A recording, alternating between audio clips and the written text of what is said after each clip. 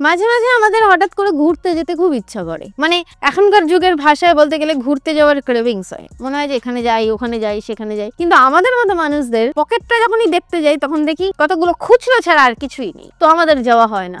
কিন্তু এই দুঃখ ভোলাতে স্টার জলসায় এসেছে একটা সিরিয়াল, যার নাম সিরিয়াল গৃহপ্রবেশ। এই সিরিয়াল কলকাতা, নদিয়া, বিদেশ সবকিছু নিয়ে, কিন্তু মেন সিন হচ্ছে বিদেশে। এমন একটা সিরিয়াল যেখানে গল্পটা হচ্ছে অনেকটা এইরকম, মানে সেই পুরোনো যুগে ফিরে চলে যাও, মানে 2013-14তে ফিরে যাও। সেখানে অনেকটা এরকম দেখানো হতো যে হঠাৎ করে নায়কের স্মৃতি হারিয়ে গেছে, নায়ক ফিরে এসেছে বিয়ের সময়, তো এখানেও ওরকম ধরনেরই কিছু দেখানো হবে। তো এখানে গল্পের হিরো হিরোইন হচ্ছে আদ্রিত আর শুভলক্ষ্মী। এর মধ্যে হঠাৎ করে আকাশ সেন বলে একজন হাজির হয়েছে, যিনি মহাকাশ থেকে টপকে পড়েছে কিনা আমরা কেউ জানি না। এখন শোনা যাচ্ছে যে এই ভদ্রলোক নাকি শুভলক্ষ্মীকে বিয়ে করবে, তো ভালো কথা। কিন্তু এখানে বেশ কিছু কথা আমি বলতে চাই এই সিরিয়াল সম্পর্কে। রিভিউ নতুন করে দিলাম না, কারণ কাহিনী তোমরা অনেকেই জানো যে শুভলক্ষ্মী সামান্য একটা ওই বাড়ির, মানে যে বাড়িতে বিয়ে হয়েছে সেই বাড়ির পুরোহিতের মেয়ে, এবং তার কাজ ছিল নদিয়াতে বসে মশলা তৈরি করা। তাকে হঠাৎ করেই আদ্রিতের ভালো লেগে যায়। আদ্রিতের জীবনে একটা মেয়ে ছিল যাকে আদ্রিতের একদম পছন্দ ছিল না, তারপরে এই মেয়েটাকে ভালো লাগে এবং একে বিয়ে করে নিয়ে চলে আসে। প্রথম ছেলেটার মা একদম মেনে নেয়নি, মানে একেবারে মেনে নেয়নি। তো এই মেয়েটা এবার আস্তে আস্তে মশলার কোম্পানি শুরু করে আদ্রিতের হাত ধরে। তো আবার তারপরে দেখা যায় যে আদ্রিত হঠাৎ করে মারা গেছে, এবং তারপরে এই ছেলেটার মা মেনে নেয় যে আমার ছেলে তোকে সব থেকে ভালোবাসতো, তুই ওর ভালোবাসার জিনিস, তাই আমি তোকে মেনে নেবো। এবং এখন আদ্রিতের যে ছেলে কেশব, তাকে নিয়ে এখন চলছে বেশ ভালোভাবে সবকিছু। কেশব কি কৃষব এরকম ধরনের একটা কিছু নাম হবে। তো বেশ ভালোভাবে গল্পটা এগোচ্ছিল, যে একটা মেয়ের স্ট্রাগল দেখানো হচ্ছিল।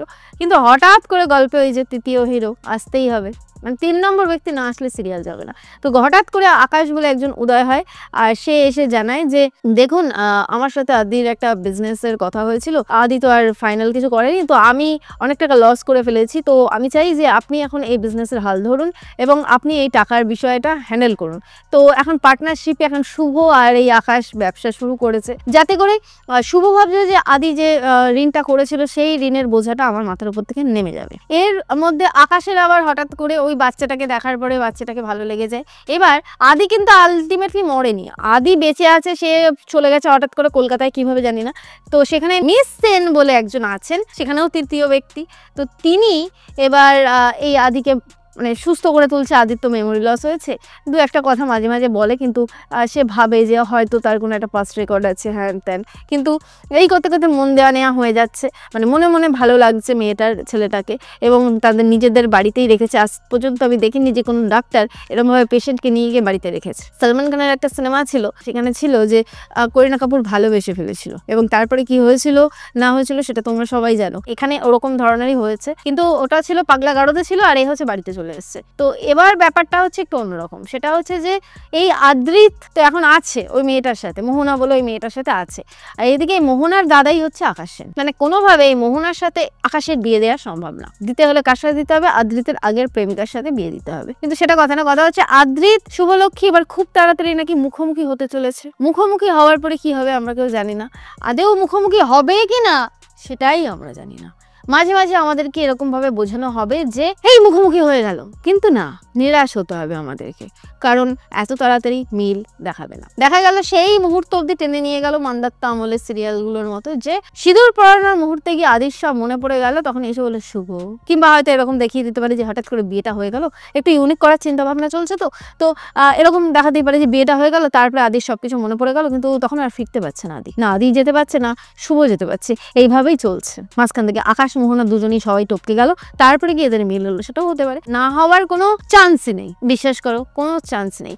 তবে হ্যাঁ, এখানে যে কার গৃহপ্রবেশ হবে আমি এটাই বুঝতে পারছি না। মানে আদির গৃহপ্রবেশ হবে এই জন্যই কি সিরিয়ালের নাম রাখা হয়েছিল গৃহপ্রবেশ? কার গৃহপ্রবেশ হবে? নাকি এরা সবাই বিদেশের পাত্তারি গুটিয়ে আবার কলকাতায় ফিরে আসবে, সেই জন্য বলা হয়েছে যে গৃহপ্রবেশ? সেটা আমরা জানতে পারবো। তবে তার জন্য আমাদেরকে সিরিয়াল ধৈর্য নিয়ে, যথেষ্ট পরিমাণে ধৈর্য নিয়ে এই সিরিয়ালটা দেখতে হবে, কারণ ধৈর্য যদি তোমার মধ্যে না থাকে এই সিরিয়াল দেখার যোগ্যতা তুমি রাখো না। কারণ এই সিরিয়ালে এমন অনেক কিছু দেখানো হবে যখন তোমাদের মনে হবে যে সব ক্লিয়ার হয়ে যাবে, কিন্তু না, আজকে কিছু ক্লিয়ার হবে না, কিচ্ছুই ক্লিয়ার হবে না। তার জন্য আরও ওয়েট করতে হবে, আরও ওয়েট করতে হবে। তো যদি আমার ভিডিও ভালো লাগে লাইক করো, কমেন্ট করো, শেয়ার করো, আর যারা যারা সাবস্ক্রাইব করোনি তারা অবশ্যই করে সাবস্ক্রাইব করে বেল বাটনটা ক্লিক করে ফেলো। দেখা হচ্ছে নেক্সট ভিডিওতে।